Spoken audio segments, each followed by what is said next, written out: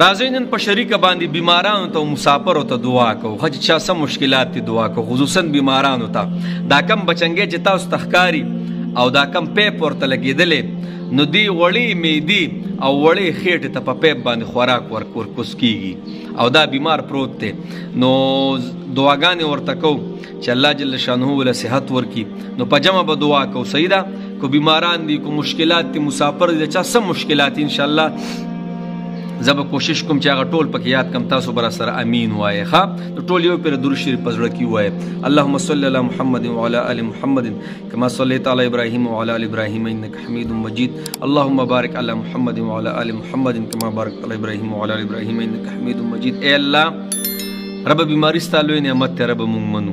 رب جنت کې مقامونه دي ته ورته مونږ نه رسې. اے الله دا حالات را باندې راولي، رب دا بیماری مشکلات را باندې راولي، د هغې په وجه ته زموږ درجې نورې هم بلند کړي. اے الله خو ګوره زموږ ایمانونه ډېر کمزوري دي. اے الله فریاد به شروع کړو. اے الله زموږ ټولې روحاني جسماني ټولې بیماریانې ختمې کړي. اے الله دا بچنګې رب تا ته ښکاري. اے ربه دا خو ربه دې ټایم کې د خپلې مور خوږه میوه ده. اے الله دا خوږه میوه ورته زر تر زره صحتمنده کړي. اے الله ته خپلې لاړې دارو کړي. اے الله څومره چې ماشومانان دي هر ځای کې دي ربه قسمه قسم بیمارو کې مبتلا دي. اے الله دا خو ګوره ډېره خوږه میوه ده. ربه ګورستان نبي موږ ته فرمایلي چې ته کله داسې ماشوم نه روح والي نو فرشتو ته وایې زما د انسان د بدن هغه د زړه هغه ټوکړه م راوشلوله سخوي نه. ربه دا خو ګوره د بدن او بیا خاص کر د زړه ټوکړه ده. اے الله هر یوې مور ربه د دې درد نه وساتي. ربه خصوصا دی ماشوم له شفای کامله ورکړي. اے الله څومره بیماران دي ربه ماشومانان هر ځای کې دي ربه تو له صحت کامله ورکړي. ربه کو نارینه دي کو زنانه دي په هر دنیا په هر ګوټ کې دي او قسمه قسم بیماری دي. د چا شوګر دی، د چا کینسر دی، ربه د چا نورې مسلې دي، بواسیر دي. ربه کو ماله راضي او کو ناراضي ربه څومره بیماری دي ربه روحاني جسماني زموږ ټولې بیماریانې ختمه کړي. اکو په هسپتالونو کې خلک پراته دي، اکو په کورونو کې خلک پراته دي، اکو نارینه دي اکو زنانه دي. ربه ګوره فریاد به ته شروع کړې. الله ربه ایمانونه هم کمزوري دي. ربه موږ ته پته ده جنت کې مقامونه دي. جنت کې به یو کس وایي اے الله دا مقام دې ماله په سر راکړی، هغه پلانې بیماري مې د باندې راوستې نه وه او پلانې مشکل مې د باندې راوستې نه، په هغې دې صبر کړو. د بچي بیماري مې ته ښودلې او په هغې دې صبر کړو. د اولاد بیماري مې ته ښودلې او په هغې دې صبر کړو. او د بدن کمزوري مې ته ښودلې او په هغې دې صبر کړو. دا ستا لوی مقام دی په هغې په وجه.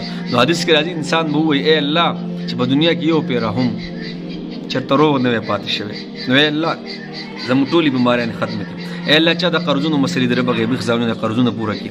اے الله څومره مسافر دي ربه حلال رزق دپاره تللي ربه د هغوی څه مشکلات دي ربه تا ته پته ده. ربه غیبي خزانونه ربه د هغوی مشکلات حل کړي. اے الله د هر یو مسافر په د خپل وطن د خپلو بچو سره په ډېر وشته وشته کړي.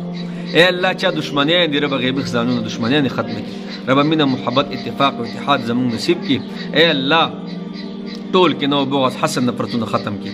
اے الله څومره زنانه دي بیمارې دي د ماشومانانو ربه د هغوی چې سم منشأ یې د ربه د هغې مطابق ربه هغوی له بچنګي خوبصورته ورکړي. ربه چا بچنګي شته نیک او صالح ورته غټ کړي.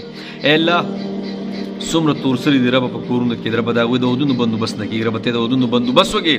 اے الله څومره نوجوانان دي ربه د هغوی د ودونو بندوبست نه کېږي. ربه ته د ودونو بندوبست وکړي.